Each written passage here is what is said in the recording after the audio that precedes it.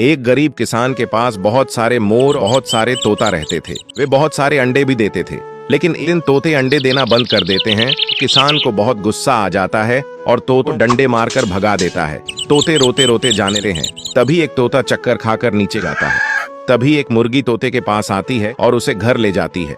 तोता सारी बात बताता है। फिर दयालु तोते को अंडे वाली दवाई पिला देती है। फिर तोता बहुत सारे अंडे देता है और रोने लगा है। फिर लाइक सब्सक्राइब नहीं किया।